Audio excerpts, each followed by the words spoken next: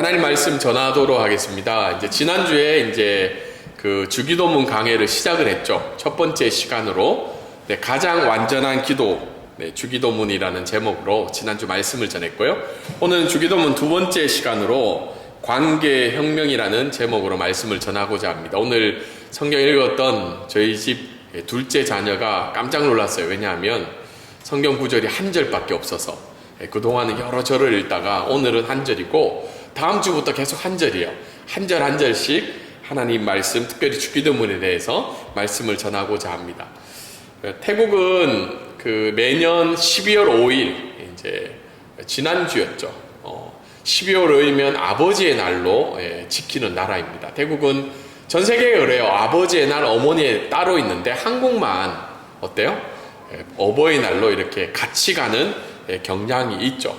그러다 보니까 사실은 한쪽으로 쏠리게 되는 게 좀 안타까운 사실인데, 태국 같은 경우에는 이 아버지의 날이 굉장히 중요한 날이에요. 왜냐하면 이 아버지의 날은 누구의 날이냐면 서거하신 9대 왕, 이 푸미퐁 국왕, 이 9대 왕의 탄생일이었기 때문에, 생일이었기 때문에 이 날을 아버지의 날로 정해서 지금까지 아버지의 날로 정하고 있습니다. 지금 10대 왕이죠. 이 10대 왕의 생일은 아버지의 날은 아니고 휴일로 지정해서 하고 있습니다.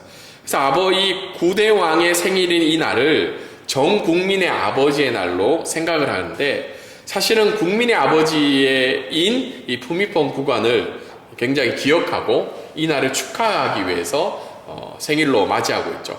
올해는 조금 그 9대 왕인 아내가 돌아가신 지금 추모 기간이라서 성탄절이 굉장히 좀 줄어드는 분위기인데요. 축소가 되었는데, 사실은 11월 달 말 정도에 오면 태국이 굉장히 화려해요. 이 트리도 화려하고 상식이 화려한데, 이 날은 왜 이렇게 화려하냐면 예수님의 탄생, 성탄절을 기념하기 위한 날이 아니라 성탄절 날 앞에 태어난 누구를 기념한 날이죠. 푸미폰 국왕, 이 왕을 기억하기 위한 날입니다. 그래서 한국에 오신 분들이 잠깐 착각해서 이 날은 굉장히 성탄절을 화려하게 하는구나. 그게 아니라 이 왕을 기념하기 위해서 이 날을 지정한 겁니다. 근데 하지만 실제적으로 국민의 아버지라고 불렀던 이 국왕의 생일이지만, 국왕과 백성과의 관계는 우리가 생각하는 것보다 더 간극이 크다는 겁니다. 저 사진은 지금 10대 왕이 엎드려서 아버지에게 이렇게 절하는 장면이죠. 그래서 모든 국민들은 저 국왕 앞에는 어떻게 해야 돼요?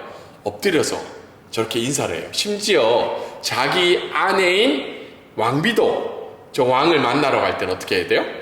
엎드려야 되는 거죠. 별로 안 놀라시네요. 저는 저 사진 볼 때마다 놀라거든요. 사실 이런 관계들 때문에 국민의 아버지이고 한 나라의 아버지라고 불리는 이 왕을 대하는 저 사진을 볼 때마다 구별이 있는 거죠. 왕과 백성 간의 구별, 그리고 차별. 실제로는 자녀라고 이야기하지만 이 누릴 수 있는 권한은 굉장히 간극이 큰 겁니다. 그래서 저는 국왕의 아버지라고 불려서 존경받는 부분은 많지만, 이 국왕과 백성 간의 관계는 굉장히 구별이 됐고 차별이 있다는 것을 발견을 하게 됩니다. 근데 오늘 읽었던 이 하나님이 우리에게 말씀해 주셨던 이 마가복음 6장 9절에서는요, 관계의 혁명이 나타나는 구절이라고 이야기를 하고 있습니다. 왜냐하면 하나님과 우리의 관계를 혁명적인 관계로 이 말씀을 통해서 우리에게 알려주시고 있기 때문입니다. 오늘부터 제가 설교의 좀 패턴을 바꾸려고 해요. 지난주까지는 어떻게 해요? 크게 두 가지를 가지고 한 6가지 정도를 적용했는데, 이번 주부터는 포커스를 한 주제만 나오기 때문에 그냥 한 주제를 가지고 한 4-5가지의 적용점들을 우리에게 말씀을 적용해 보고자 합니다.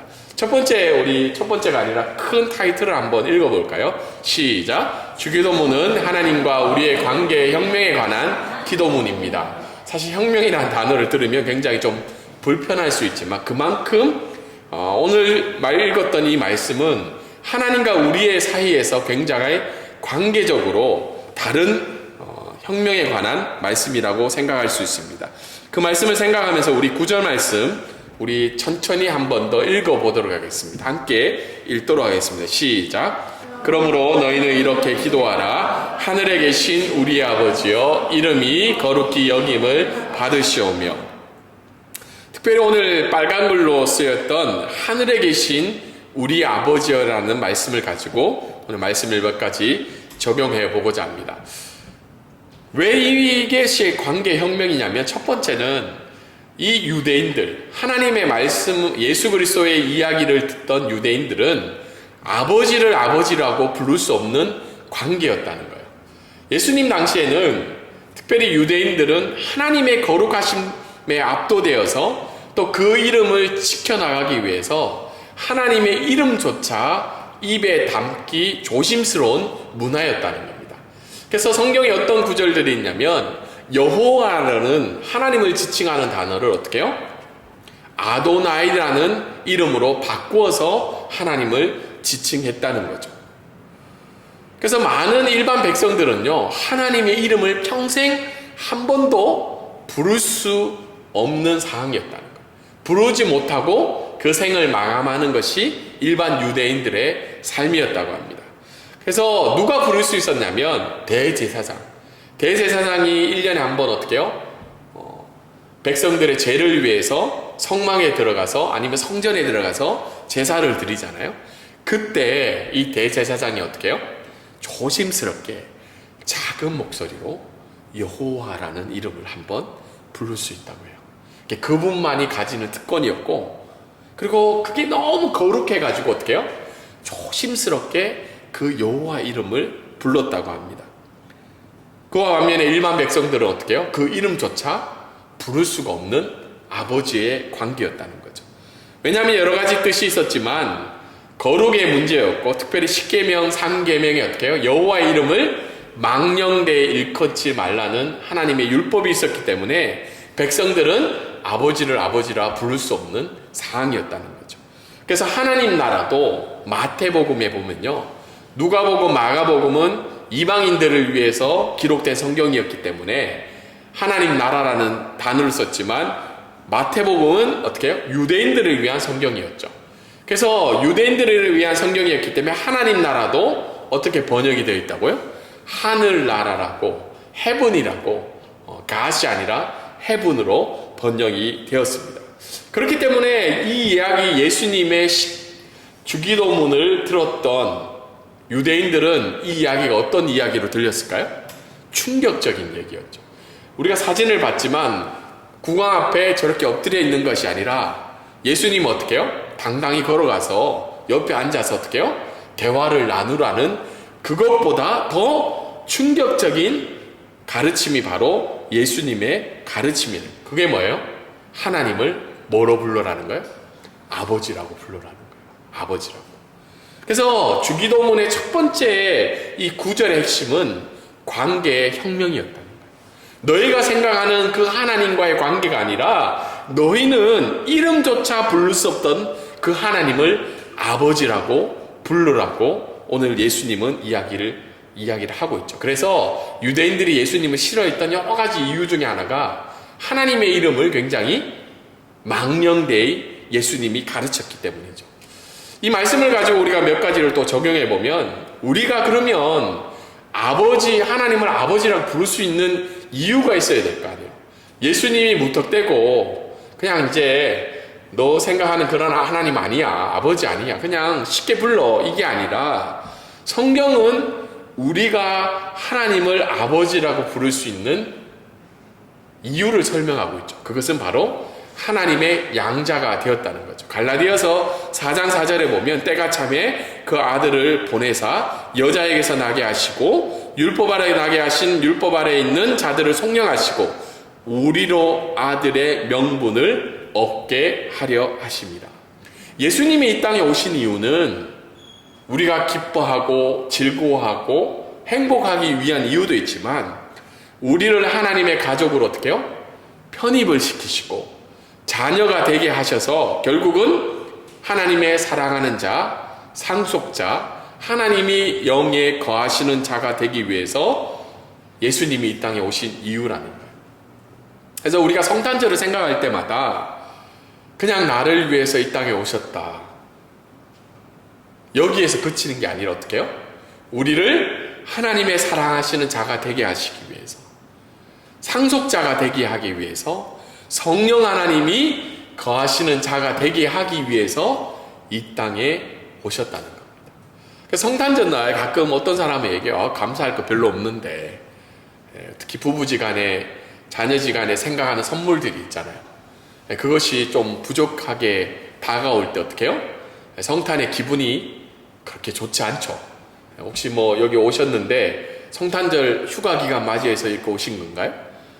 대답 안 하셔도 됩니다. 그냥 질문 혼자 던지는 거예요. 성탄절에 기대하는 것들이 있죠.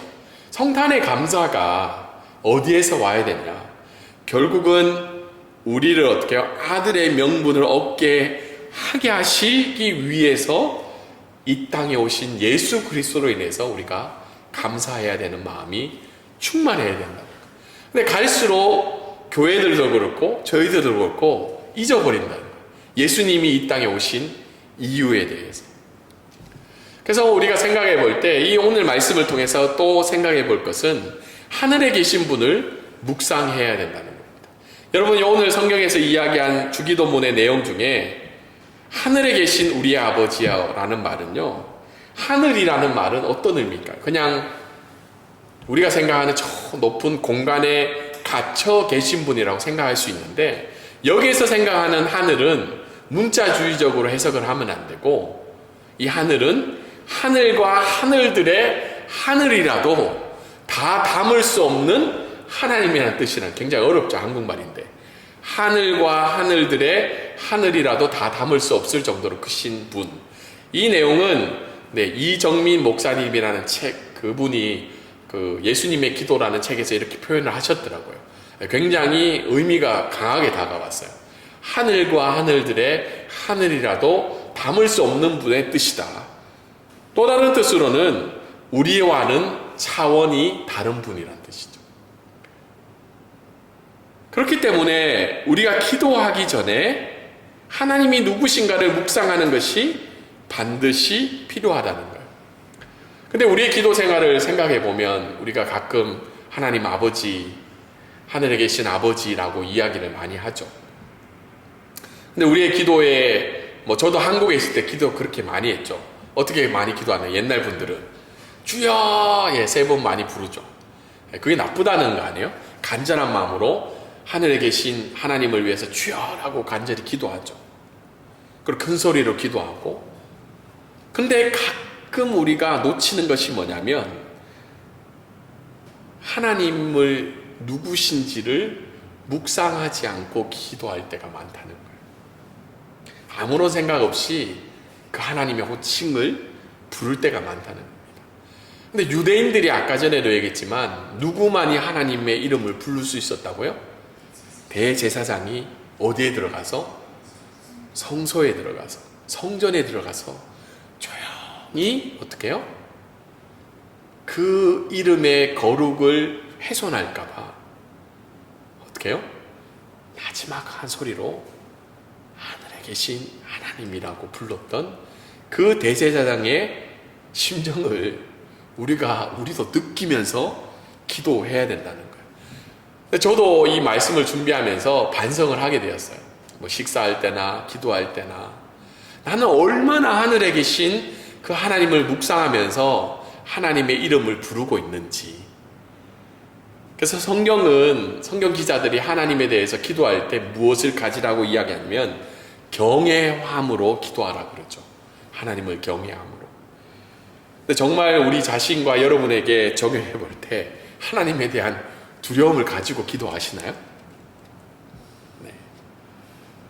근데 그렇지 않다는 거죠. 하늘의 하나님을 두려워하지 않고 우리가 너무 율법적으로 어떻게 해요? 유대인처럼 기도하는 것도 문제지만 너무 반율법적으로 어떻게 해요? 내 주머니에 사탕 마냥 내가 부르고 싶을 때 한 번씩 불러주는 그런 하나님으로 우리가 믿고 살아가지는 않는가 생각할 때가 있다는 겁니다. 그래서 하늘의 하나님을 두려워하며 살아갈 때, 기도할 때 어떻게 해요? 우리의 기도로 하나님을 통제하지 말라는 거죠. 우리는 너무 어떻게 해요? 일상적으로, 습관적으로 어떻게 해요? 내가 필요할 때, 내가 원할 때, 내가 하고 싶은 말을 할 때, 기도할 때가 많다는 겁니다. 근데 이 모든 것들이 우리의 기도로 누구를 통제하고 있다는 거예요? 하나님을 통제하고 있다는 거죠. 제가 얼마 전에, 요즘 이렇게 이틀 동안 제가 몸이 좀 안 좋아서 성경을 묵상한 게 아니고 유튜브를 많이 봤어요. 병실에 눕고 집에서 유튜브를 보니까 이정재 나오는 드라마가 있더라고요. 혹시 무슨 드라마인지 아세요? 이정재랑 그 배우 이름은 모르겠어요. 어쨌든 이정재랑 요즘 나오는 드라마인 것 같아요. 근데 이정재가 그 AI 이름이 수연인지 뭐 아무튼 부르더라고요. 자기가 궁금할 때 수연아 내가 누군지 이야기 한번 해봐. 배우는 어떤 게 명배우인지 한번 설명해봐. 드라마상에서 나온 거예요. 제가 그거 보면서 나도 하나님 앞에 기도할 때 그 AI에 있는 우리 안드로이드는 뭐죠? 삼성에는 뭐가 있나요? 네? 빅스. 네, 그렇죠. 빅스비. 예. 빅스비를 부르는 것처럼 하나님을 그렇게 대하고 있겠다는 생각이 들더라고요. 내가 필요할 때, 내가 원할 때 어떻게 해요? 하나님을 찾는 거죠. 그리고 자판기 같은 하나님으로 생각할 때도 많은 거죠.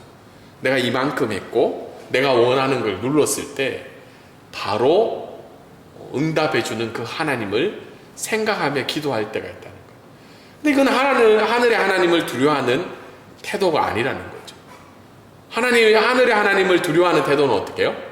주님을 일단 부르지만 주님이 무엇을 말씀하시는지를 내가 먼저 어떻게 해요? 들어야 되는 거죠. 듣는 건 우리가 물론 뭐 어떤 선교단체처럼 하나님의 묵상 음성을 듣는 법 이 정도로 갈 필요는 없지만 듣는 건 말씀을 듣는 거죠. 먼저 말씀을 듣기 어려우면 침묵이라도 가지고 하나님 앞에 우리가 서 있어야 되는 거예요. 예배할 때도 어떻게 해요? 하나님의 위대하심 앞에 겸비하라는 거죠. 우리가 구대 왕처럼 저렇게 예배를 드린다고 한번 생각해 보세요. 모두 다 엎드려가지고 저 자세로 하나님 앞에 예배를 드리는 왜 저 자세를 취할까? 그건 바로 내가 그 왕 앞에 어떻게 해요? 겸손한 모습을 취하고 있는 거죠. 근데 예배할 때도 우리는 가끔 어떻게 해요? 하늘의 하나님을 두려워하지 않고 그 위대하심을 생각하지 않고 내 기분과 만족으로 나아갈 때가 많다는 겁니다. 내가 오늘 기분 좀 나쁘면 어떻게 해요? 죄송해요. 예배 드리기 전에 맛있는 음식 먹고 관계가 행복하고 즐거우면 어떻게 해요? 뭐 즐겁게 나오지만 내 기분이 나쁘고 내 일상이 복잡하면 예배 드리러 오는 그 태도조차도 영향이 나타나고 있다는 겁니다. 그래서 오늘 예수님께서 우리에게 알려주신 이 하늘의 아버지께 하늘에 계신 우리 아버지는 친밀하신 하나님도 우리가 느껴야 되지만 두려워해야 되는 하나님을 우리에게 알려주고 있습니다. 그리고 오늘 말씀을 통해서 우리가 알 수 있는 것은 우리 아버지라는 거예요. 우리 아버지. 내 아버지만이 아니고 우리 아버지라는 거죠. 태국 캄보디아 지금 국경 전쟁이 멈췄는지 모르겠어요. 뭐 어제 트럼프가 또 전화해가지고 자기가 중재하겠다고. 이 두 나라는 트럼프 전화 한 통으로 두 나라는 늘 뭔가 해결이 되는 나라긴 하긴 해요. 근데 제가 태국 이제 주변에는 뭐 태국 교수님들, 뭐 신학생들, 태국 기독교인들이 대부분이잖아요. 주중에 이제 학교에 가서 이제 강의하고 교수 사역을 하다 보면 이제 이야기를 해봐요. 어떻게 생각하냐. 그러면 태국 그리스도인들, 태국 기독교인들조차 캄보디아를 똑같은 정치적인 색으로 욕을 합니다. 우리가 일본 사람들을 대하듯이. 캄보디아 사람들은 어떨까요? 캄보디아 국민들은, 특별히 캄보디아 교회들은 오늘 이 태국 교회를 위해서 기도할까요? 어렵다는 거죠.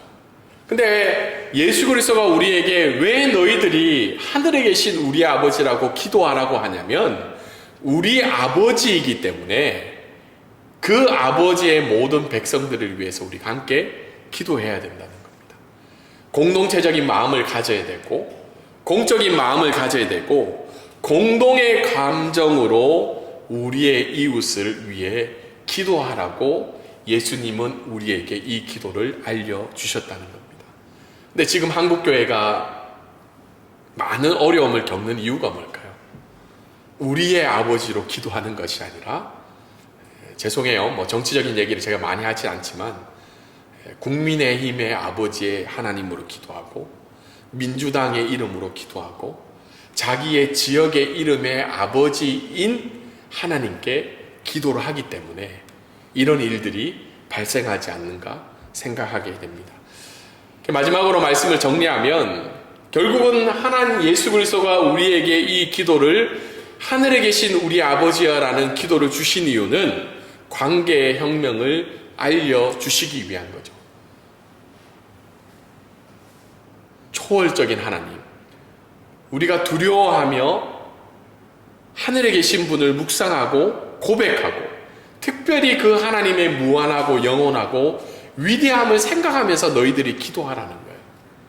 너희의 인생의 문제를 붙들고 기도하는 것이 아니라 먼저 하나님이 누구신가를 묵상하고 고백하며 하나님께 나아가라는 거죠. 두 번째는 뭐예요? 친밀하신 하나님이죠. 아버지 되신 하나님. 저도 이 말씀을 정리하면서 제 아내가 그런 거예요. 여보 또 이 설교해야 되는데 애들하고 관계를 좀 잘해봐.